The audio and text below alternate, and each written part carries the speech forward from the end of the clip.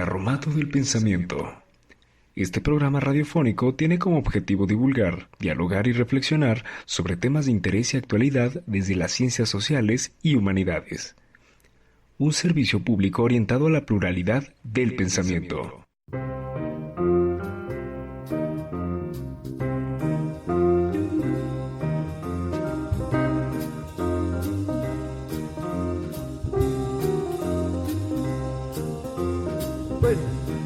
Bienvenidos a la segunda temporada de Carromato del Pensamiento. Hoy trataremos el tema ciencia y sociedad.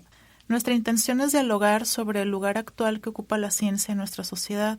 Por ejemplo, cómo nos relacionamos con ella, qué nivel de autoridad tiene en las decisiones de nuestras vidas, qué criterios utilizamos para determinar que algo es verdadero o que algo es objetivo.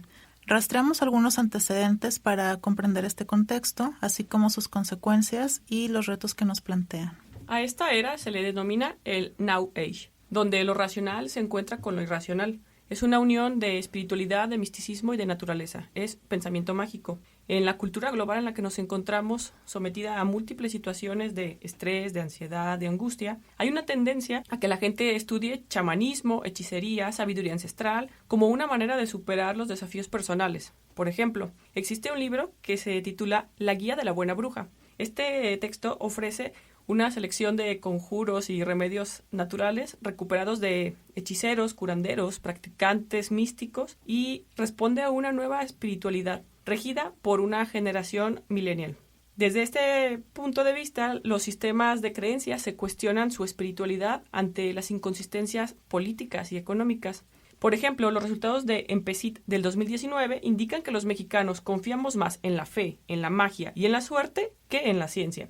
El director general de CONACYT, Enrique Cabrero Mendoza, asegura que si bien las tradiciones, las creencias y la vida espiritual de pueblos y de personas deben conservarse, las problemáticas como las enfermedades, la contaminación ambiental, los conflictos sociales, entre otros, deben ser resueltos con base a conocimiento científico.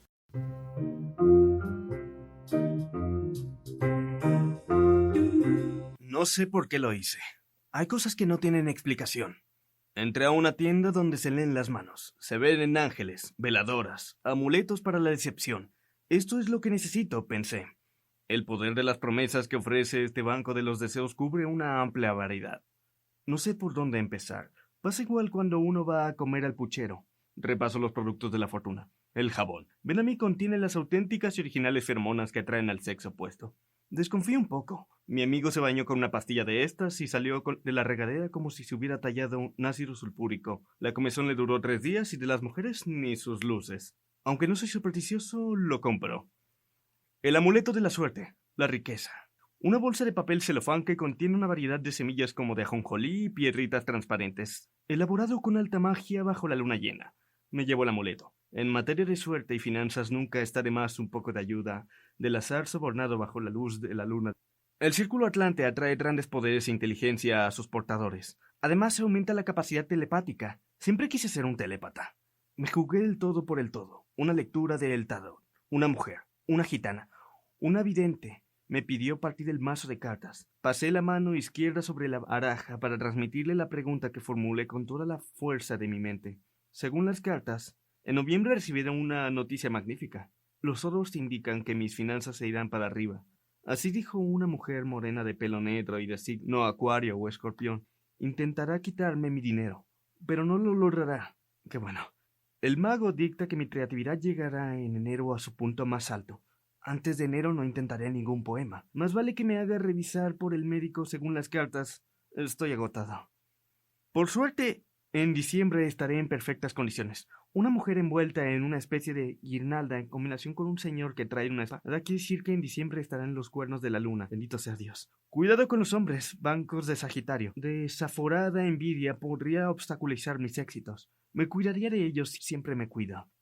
Prácticas indecibles en Milenio, 18 de septiembre del 2019. Rafael Pérez Gay. Para Carromato del Pensamiento. Jorge Abraham.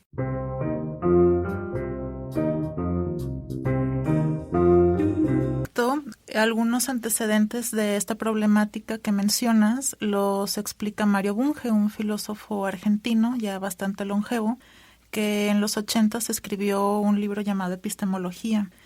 y él dice que la ciencia se ha convertido en el eje de la cultura contemporánea, que es muy importante saber esto, tenerlo presente, porque al ser el motor de la tecnología, la ciencia ha venido a controlar indirectamente la economía de los países desarrollados.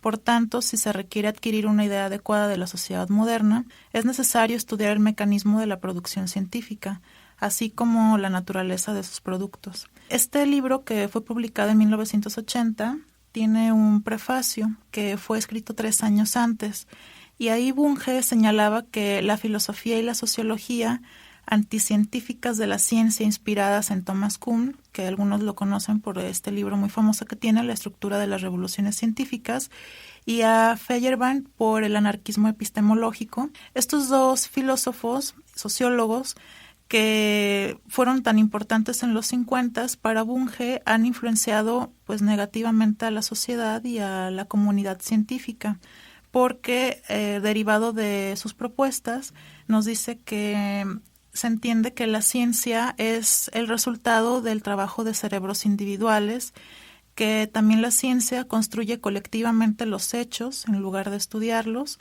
y que la ciencia no se propone alcanzar conocimientos objetivos acerca de la realidad, puesto que sus resultados no son universales, sino locales, temporales. En este sentido, Bunge nos dice que esta perspectiva de la ciencia pues es sociologista, constructivista, subjetiva y relativa. ¿Cuáles son las consecuencias que él ve? Que claro, han pasado ya varias décadas después de esto que ha dicho, pero me parece que sigue siendo vigente para el 2020. Las consecuencias de tener esta concepción es que hay una negación de verdades objetivas y universales, que se liga con lo que acabas de explicar, Tania, de los resultados de CONACYT. Hay una indistinción entre ciencia y superstición, hay una indistinción entre el pensamiento crítico y el pensamiento mágico, y esto pues está llevando a un estancamiento del progreso científico. Claro, tiene muchos factores, pero si colectivamente estamos concibiendo hacia la ciencia, incluso la misma política y la relación que tiene con la ciencia, pues no es de colocarla como una prioridad social, sino como algo más. Y por lo tanto se le están reduciendo presupuestos y hay tantos problemas con esta comunidad. Sí, por ejemplo, hay tan poca inversión en México en ciencia que los estudiantes brillantes son becados en el extranjero porque allí sí existe este tipo de apoyo. Claro, la política pues está atenta de los comentarios y las percepciones sociales y claro, no va a favorecer algo que no le dan tanta importancia. En consecuencia también nos dice Bunge que lo que ha sucedido con todo esto es el reemplazamiento de la epistemología por la sociología y que esto tiene causas en siglos anteriores y él identifica 7 causas que me parece necesario nombrar para que los que nos escuchan puedan profundizar en ello. Primero, el marxismo. Según Bunge, el marxismo promueve esta percepción de que la superestructura ideal es creación colectiva de la clase social dominante. Aquí ya vemos pues un rechazo y una crítica fuerte a las izquierdas que va a desarrollar más adelante en el libro. Y en otros textos también. Sí.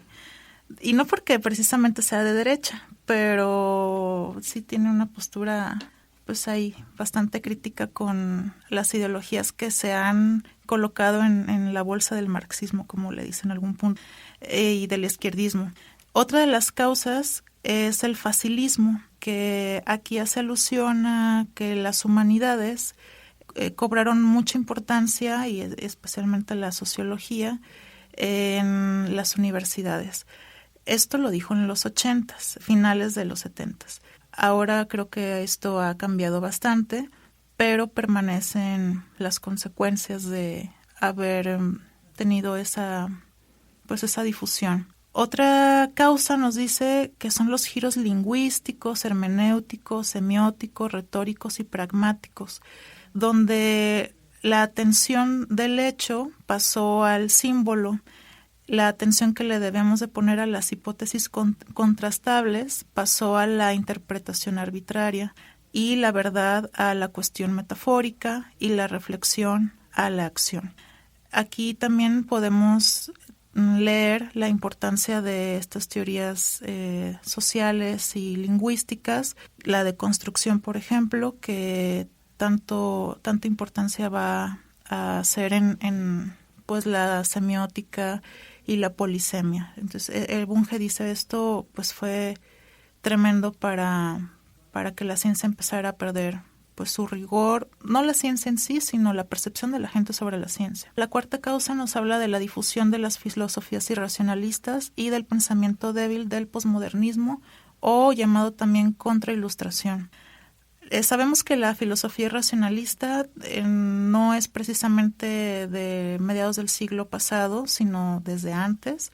Podemos hablarlo con Schopenhauer, Nietzsche, Ortega y Gasset, y que el pensamiento débil pues sí es de posguerra, después de los años 50, que se colocan pues en una postura muy similar a lo que venimos hablando, donde la realidad no puede abarcarse totalmente a través de la ciencia, sino que pues es bastante plural y por lo tanto no puede haber verdades objetivas, sino que están en constante cambio. Claro, es cierto, pero mantenernos en una postura así, dice Bunge, pues va a ser un problema. La quinta causa es la confusión de ciencia con técnica y de industria con política. Bunge acusa a la ciencia de los... Bueno, no es que Bunge la acuse, sino que hace la interpretación de que la ciencia ha sido acusada de los males causados por la industria y por la política, cuando realmente la ciencia pues no se ha involucrado precisamente con la política. Sí, si no son sus usos, como la bomba de Hiroshima, por ejemplo. Claro, y es fácil como ya encontraron el culpable y entonces toda la gente empieza a dudar mucho más de que la ciencia pueda llevar al progreso a la sociedad, cuando pues han sido decisiones tomadas por políticos y otras esferas. La sexta causa es el interés creciente en ciencia, técnica, sociedad, y aquí algo importante que me pareció que menciona es que los profesores, al tener esta emergencia por dar a la sociedad las capacidades técnicas, empiezan a contratar profesionistas que improvisan sin experiencia en el campo y específicamente sin una experiencia científica, que son buenos oradores, que manejan muy bien la retórica, pero que no tienen pues una rigurosidad ni experiencia en el campo científico. Y por último, la séptima causa es el desinterés en las tradicionales filosofías y en la historia de la ciencia por el contexto social de la investigación científica. Pues es una cuestión también de educación la que se deja ver, que ya no se promueve tanto, no se estudia tanto, se desdeña incluso. En otros documentos, Bunge vincula este anticientificismo al oscurantismo clásico, por mencionar algunos: Hegel, que es el principal que ataca, Nietzsche, Bergson, Husserl, Heidegger y Foucault. Sin olvidar, claro, el existencialismo, que dice él que no hizo ningún provecho al conocimiento filosófico. Es muy al estilo del Círculo de Viena, ¿no? Y filosofía, matemática, lingüística. Sí y no, creo que no es tan radical como se ofrece en las primeras páginas del libro. Sí tiene sus matices, ya más adelante los vamos a hablar. Y claro, esto lo rechaza a estos filósofos que acabo de nombrar porque para Bunge pues son más poetas que filósofos, de nuevo centrados en el lenguaje, en los adornos, o porque exaltan la irracionalidad. Ya cuando la sociedad se ha desencantado de los límites de la razón o de incluso el progreso que puede alcanzar, pues entonces empiezan a evadir la lógica, a ensortijar los problemas a otros problemas que son del lenguaje, que pues va a decir esos son pseudoproblemas. Nos estamos entreteniendo en algo que no nos va a conducir a ningún lugar. Sí, habrá que cuestionar allí si estamos de acuerdo o no. Por otra parte, Noam Chomsky habló en una entrevista para el periódico El País sobre que la gente ya no cree en los hechos, pues se ha desilusionado. ¿Con qué se ha desilusionado? Con las estructuras tradicionales y ya no cree ni en nada ni en nadie. Y en este sentido, la ciencia aplicada, como parte de las instituciones que forman parte de este rechazo, de ahí, por ejemplo, que los sujetos se cuestionen si somos los únicos habitantes racionales en el universo, si la ciencia y la medicina es capaz de dar todas las respuestas, o sea, la ciencia aplicada. Pero si entendemos la ciencia como una epistemología, el conocimiento que ésta genera se reduce a un método, al método científico. De esta manera, se busca verificar mediante distintos procesos que muestren evidencia de hechos, busca comprobación, demostración y aspira a la verdad. Por ello es una fuente fidedigna que nos permite conocer. No obstante, como hemos mencionado en el episodio de filosofía aplicada, también nos encontramos en la época del New Age.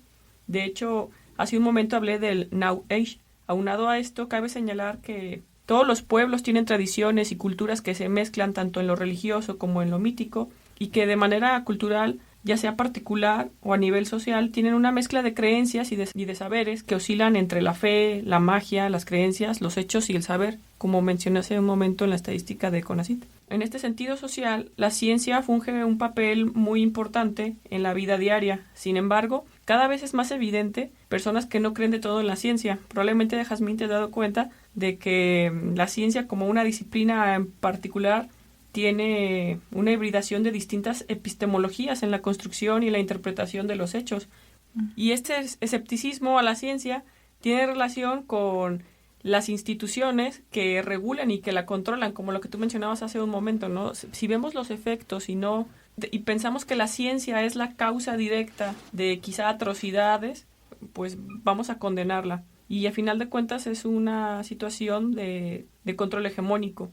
Por eso genera mucha inquietud en el manejo de las estructuras económicas y políticas en torno a la ciencia, que si bien no a la investigación científica precisamente, sí es parte de un conjunto que la sociedad rechaza. Un ejemplo de ello es que se está dejando creer en la veracidad de la medicina, se desconfía por su falta, entre comillas, de efectividad, y se puede creer en la manipulación de medicamentos, de vacunas inútiles. De hecho, en España se dejó tanto de vacunar a los niños por esta falta de creencia que en las guarderías y en los kinder de una localidad en específico ya no aceptaban a los niños sin su cartilla de vacunación. Sí, y también en otro país europeo los multaban si los niños carecían de estas vacunas.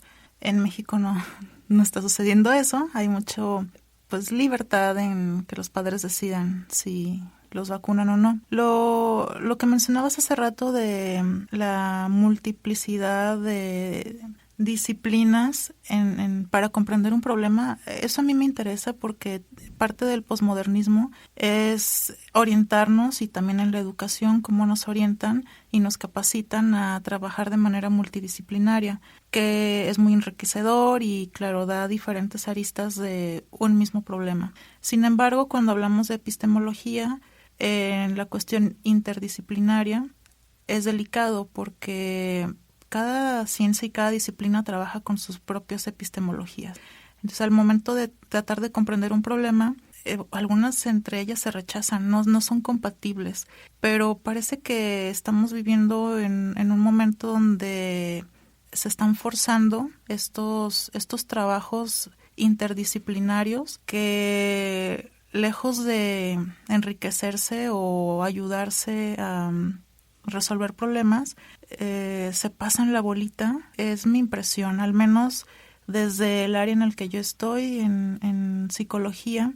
De pronto se respaldan bastante de la neurociencia para llenar huecos teóricos que la misma psicología no ha podido resolver, y están esperando el hallazgo de la neurociencia para por fin comprender la mente o algunos de sus componentes, que creo que pues es distinto si estamos hablando, por ejemplo, de psicoanálisis. Más adelante sé que tú vas a hablar de eso, y claro, el psicoanálisis no es una ciencia, tuvo su intención de serlo en el origen, pero a cualquier terapeuta y teórico confiable que se dedique al psicoanálisis te va a decir, claro, que no es una ciencia, es imposible que lo sea, porque está enfocada en el estudio de la subjetividad. Y con esta lógica, si nuestro enfoque es la subjetividad, ¿cómo apoyarnos tanto en las neurociencias para poder justificar o llenar estos huecos teóricos? Claro que va a haber información valiosa, pero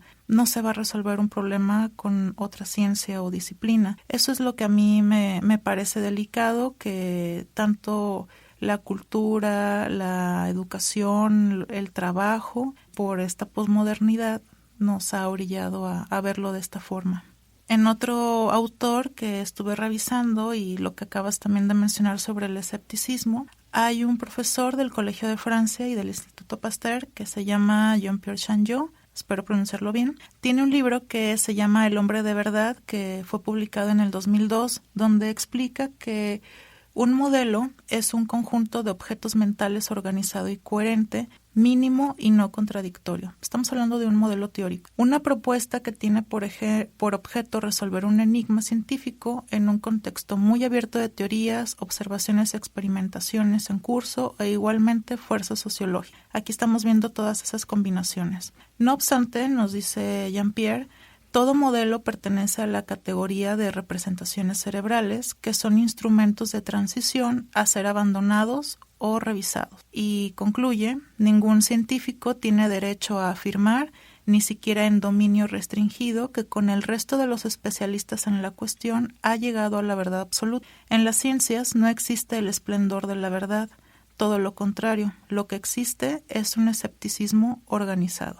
Estas palabras vienen de un científico de bastante renombre en Europa, que en el libro está muy enfocado en las neurociencias y en la neurobiología, pero yo estuve rastreando estas conclusiones que hace sobre la ciencia y la sociedad y cómo los mismos científicos perciben a la ciencia, que a pesar de que fue en el 2002, en estas décadas creo que seguimos en el escepticismo organizado y en aquello que afirmó Thomas Kuhn por allá de los 50, 60, de que todo paradigma puede falsearse o puede cuestionarse, y eso es lo que hace que la ciencia progrese. Y estoy de acuerdo, pero una de las consecuencias tal vez no deseadas es que llegamos a este escepticismo organizado y que se va a reflejar en conductas como las que mencionabas, Tania, de cómo la gente rechaza incluso la medicina alopática y prefiere un método naturista sin tal vez consultar la ciencia que hay detrás de dichos métodos. Y justo ahí es donde Bunge va a hablar en un texto que se llama Pseudociencia e Ideología, cuáles son esas fisuras o cuáles son los preceptos que tenemos que contemplar para poder identificar entre una y otra y no dejarnos llevar o dar por entendido que algo es ciencia cuando no lo es.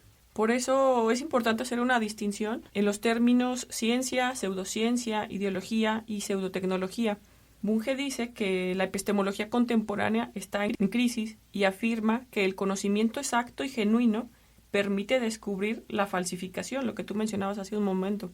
La pseudociencia y la pseudotecnología produce un conocimiento carente de valor cultural o práctico, ofrece mitos en envoltorios con apariencia científica, miente acerca de datos o inferencias. Por ejemplo, en el texto que consulté, hace referencia de cómo unos estudios sobre la homeopatía en una universidad en Estados Unidos fueron falseados y se mostraron como si estuvieran comprobados. En este caso, la homeopatía, la terapia psicoanalítica, la biología creacionista y el monetarismo van a ser disciplinas que no van a ser parte de la ciencia desde esta perspectiva de Bunge.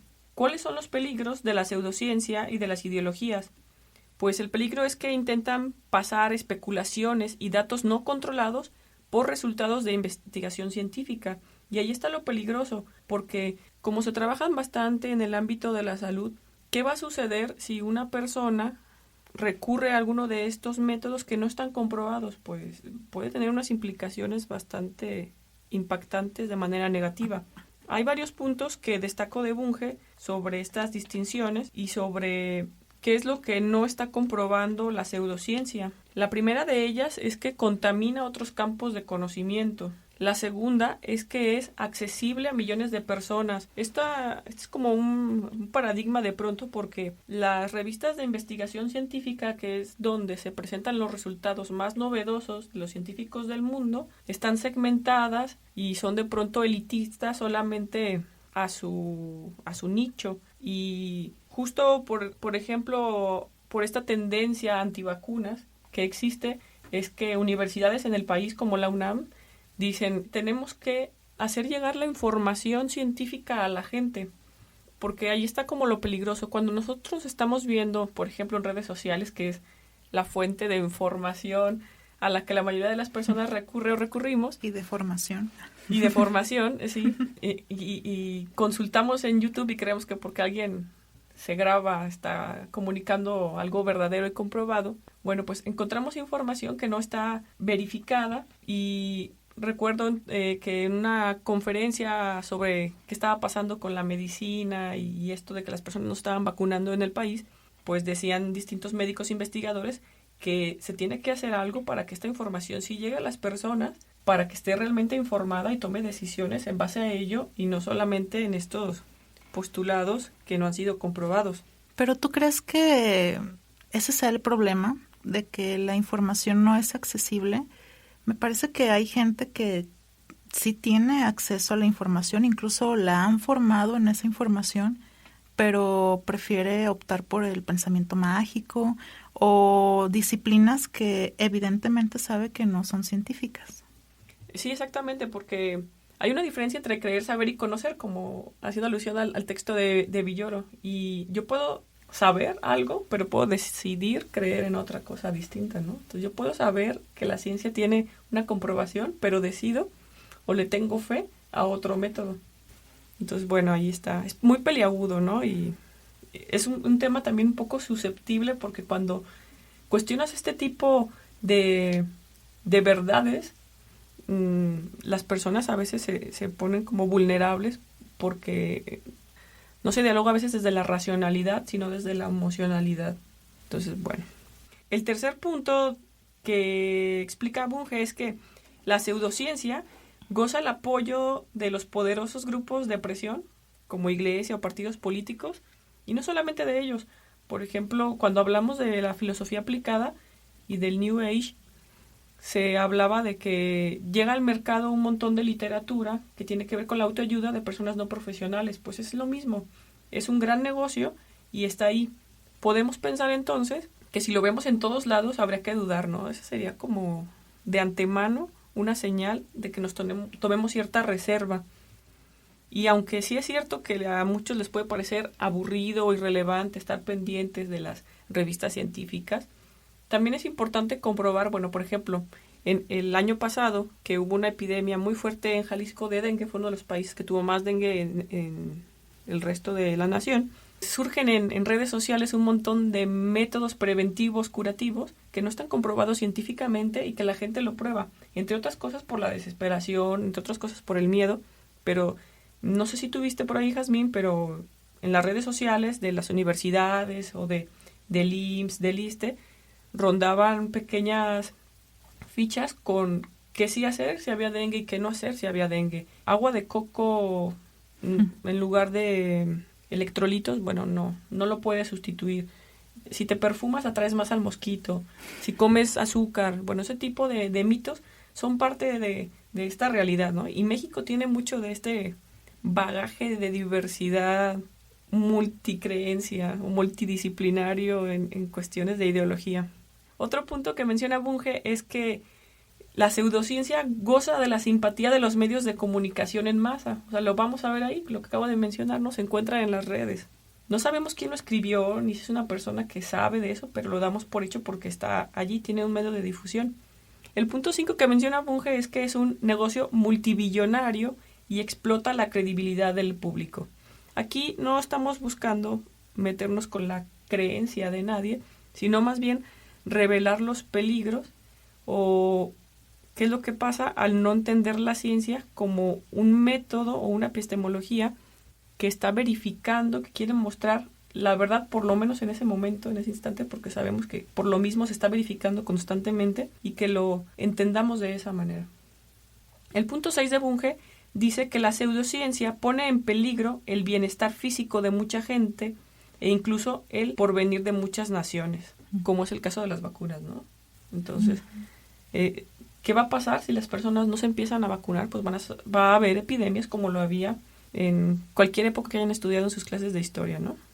La pseudociencia, por lo tanto, se hace pasar por ciencia sin serlo y la conforma una comunidad de creyentes, no de investigadores. La pseudociencia afirma la existencia real de influencias astrales, de ovnis, de fantasmas, etc. Y su gnoseología admite argumentos de autoridad o modos paranormales de conocimiento accesibles solo a iniciados o entrenados.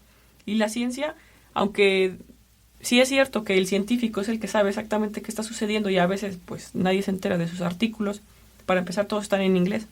En la pseudociencia se trata como de gremios, como que solo ciertas personas tienen esa sabiduría y pues te tienes que acercar allí con ellos para saberla, no la van a difundir. Su ethos es un dogma y aprende poco o nada de otros campos de conocimiento, que esto es importante, que estas pseudociencias de pronto no toman nada de la ciencia o de la, iba a decir de la medicina, por ejemplo, alopática, se toma poco para la medicina homeopática.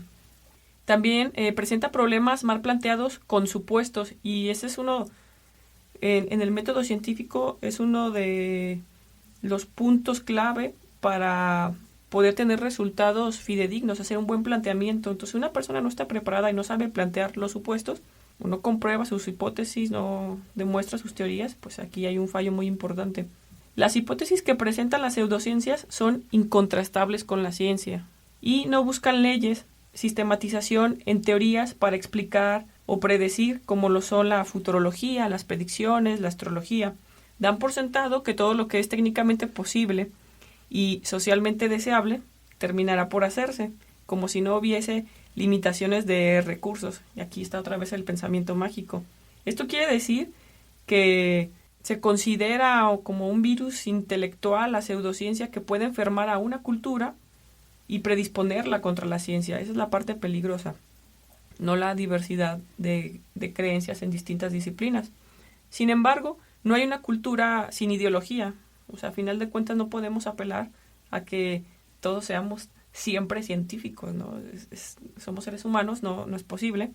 Lo que pasa es que hay ideologías que son incompatibles con la ciencia, y esto es lo que puede obstaculizar avances culturales, políticos, a través de dogmas anticuados o visiones progresistas, es decir, del mito y del ritual a las filosofías de la nueva era. Sin embargo, la ciencia también tiene un límite, y es que no podemos ganarle nuestros propios cerebros. En el sentido kantiano, podemos conocer lo real, pero no podemos conocer la realidad. La ciencia no puede escapar a su medio social, tampoco puede escapar a su era, y tampoco puede escapar a su creador, que es el sujeto. Ahí está la limitación.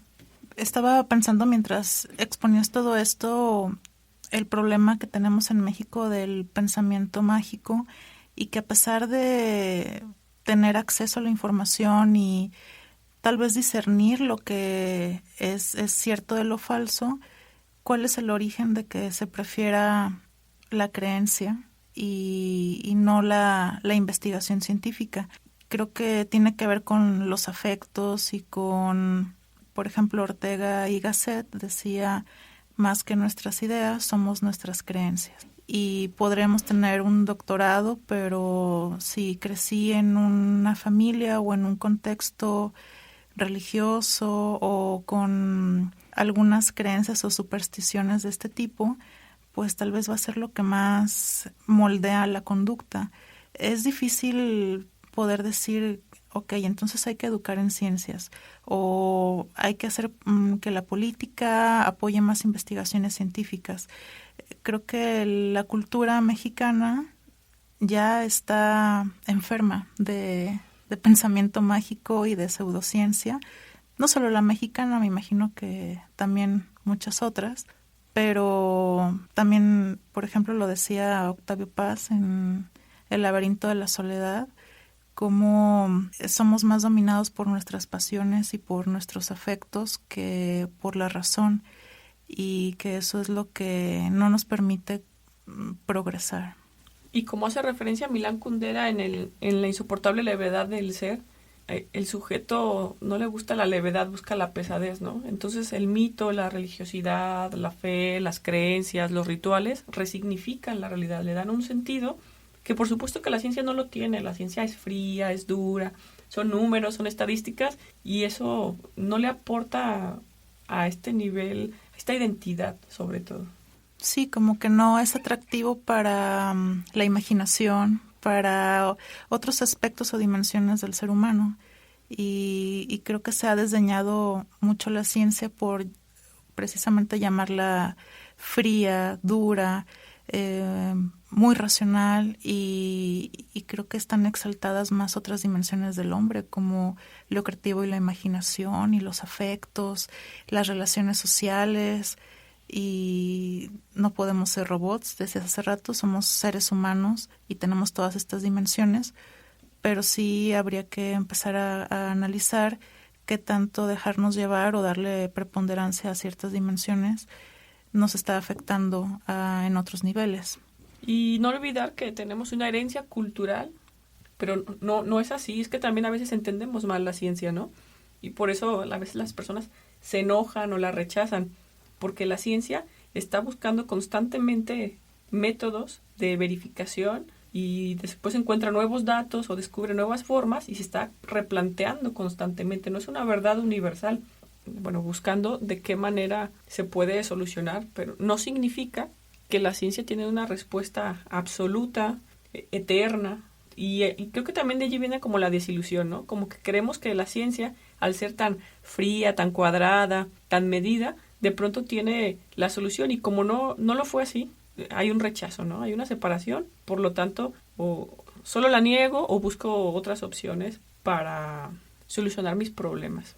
Es un problema bastante complejo, no creo que alcancemos a abordarlo de manera tan completa. Comenten qué es lo que piensan sobre esta pequeña historia de Rafael Pérez Gay. Muy bien, pues hemos terminado nuestro episodio número 11 e inaugurado la temporada número 2. Gracias por habernos acompañado. Gracias a Rapiña por la elaboración de nuestra imagen, a la Universidad del Valle de Atemajac por prestarnos las cabinas para grabar este episodio, y nos vemos en la próxima. Hasta luego.